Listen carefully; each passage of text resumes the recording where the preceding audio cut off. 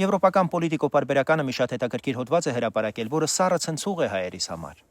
Մոսկվան չկարողացավ պաշտպանել իր դաշնակիցներին Վենեսուելայում, Իրանում Թրամփի որոշումների հետևանքներից, իսկ 2024-ին նույն պատկերն էր, չկարողացավ պաշտպանել Ասադին Սիրիայում։ Սա է իրականությունը։ Մեծ տերություն կոչվելը ուժ չի ստեղծում, իսկ դաշնակից բառը արժեք ունի միայն այնքան, որքան գործում է շահը։ Շահը փոխվում է, պաշտպանությունն էլ դադարում։ Հիմա տեսնենք, թե սա ինչ է նշանակում Հայաստանի համար։ Մեծ տերությունները դաշնակից բառով չեն առաջնորդվում են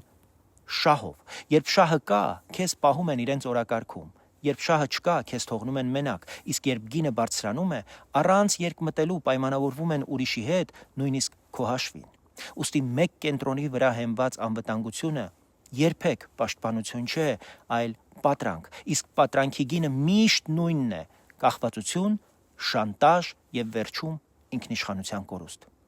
Հայաստանի ճանապարհը մեկն է՝ դուրս գալ կախվածության ճահճից ու կառուցել իրական պետություն, սեփական պաշտպանունակություն, բազմակողմ դիվանագիտություն, բաց ու մրցակցային տնտեսություն, անկախ դատական համակարգ, բանակ, անվտանգային ճկուն եւ բազմակողմ համակարգ եւ ամուր, շատ ամուր ինստիտուտներ։ Արտաքին քաղաքականությունը պետք է լինի սառը հաշվարկ, ով ինչ երաշխիքներ է տալիս, ինչ ռիսկեր է նվազեցնում, ինչ կախվածություն է պարտադրում եւ ինչ գին է պահանջում։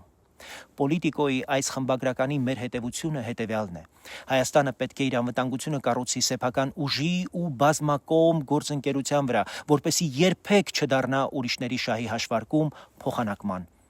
առարկա։